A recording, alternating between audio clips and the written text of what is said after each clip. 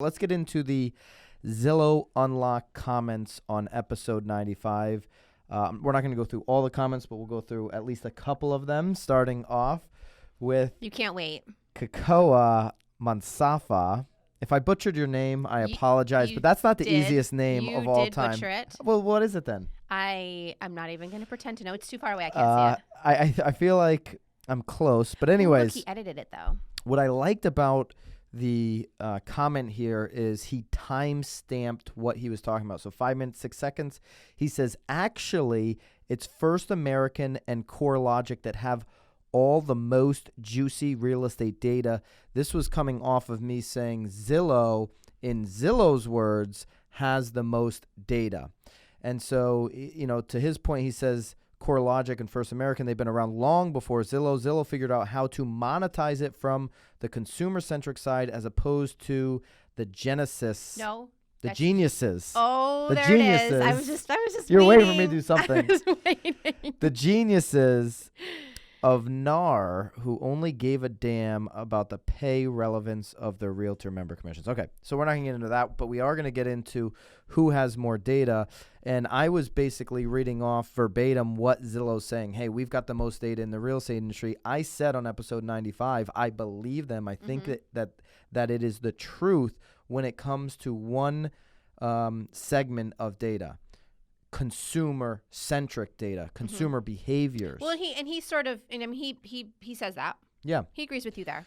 And I think he does. And I commented, hey, when I'm talking about Zillow, Yeah. I mean consumer data. Like we were talking about Rich well, Barton saying people will go into these homes that they have listed as a Zillow listing up to 15 he's really times talking without more an about, agent. He's really talking more about consumer habits. How quickly do they want answers? How many agents will they go through? I mean, getting into a house as quickly as possible. Like those types of. I mean, there's certainly. I mean, and they clearly have data on solds and pre-foreclosures and foreclosures. But I do agree here with our buddy.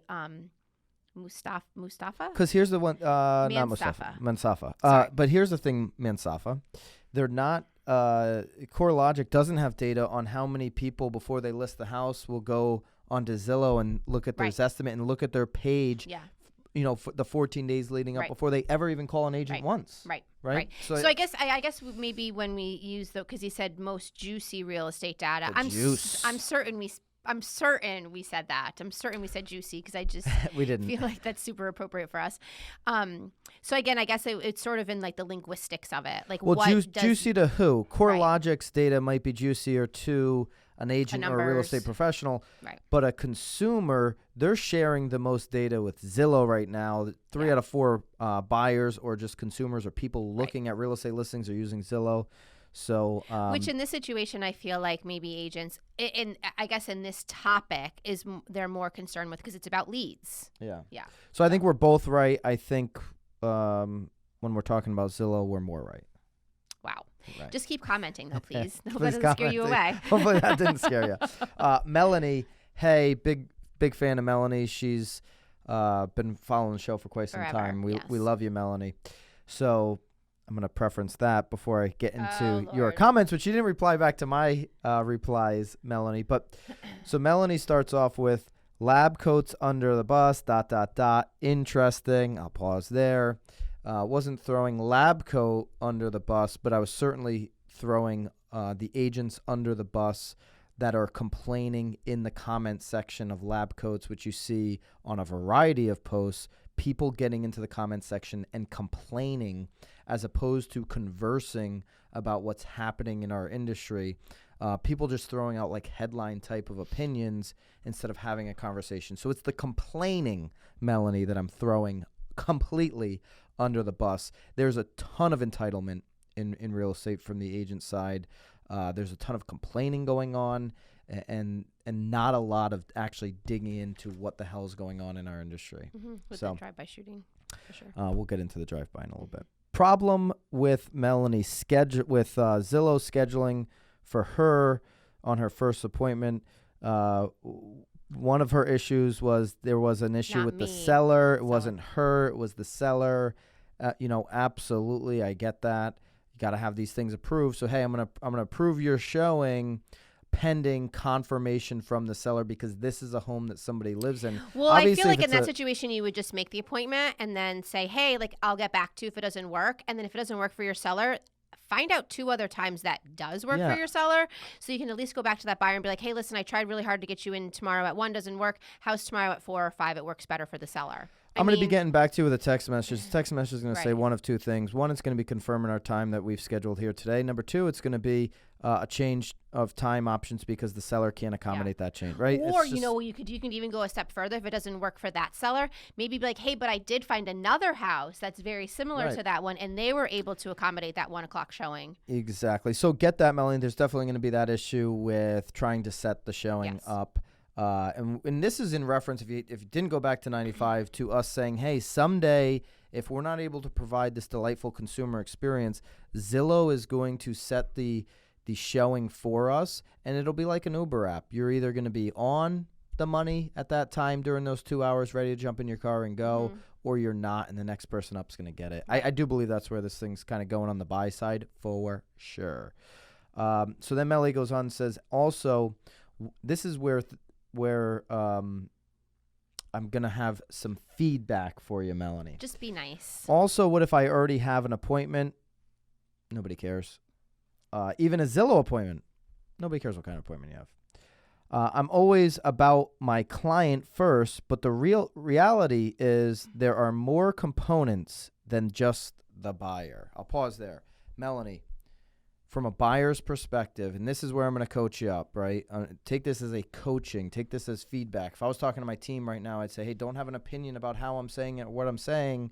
Just know that this is stuff that you can use to better your business. So I'm coming at you as a coach right now. Yeah, you're a coach. I'm not a coach.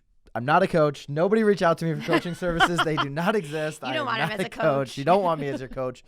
But I do think this is good feedback. You had mentioned there's more components to the buyer. To the buyer, there are not more components.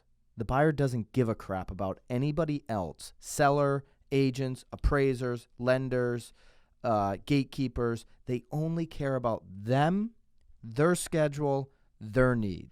What's super interesting, though, with that statement, though, too, is that I feel like the seller does really only care about the buyer as well, right?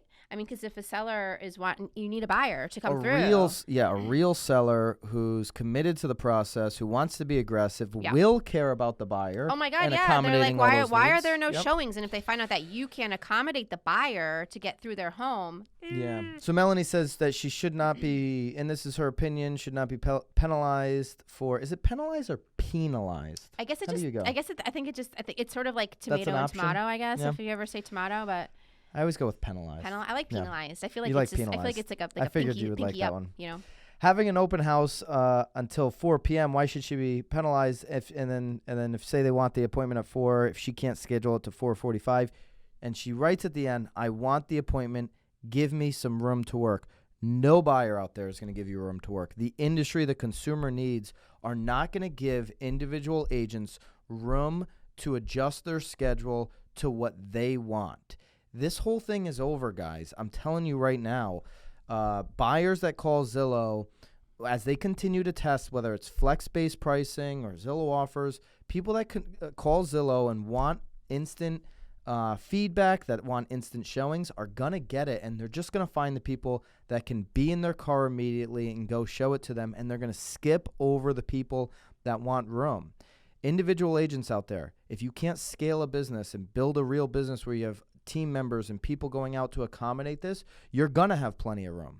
You're going to have room to do your nails. You're going to have room to go to soccer games. You're going to have room in your schedule to do everything except sell real estate, because somebody with a better system, with a better consumer experience is going to go and fill the gap, and Zillow is definitely going to give all the leads to that person.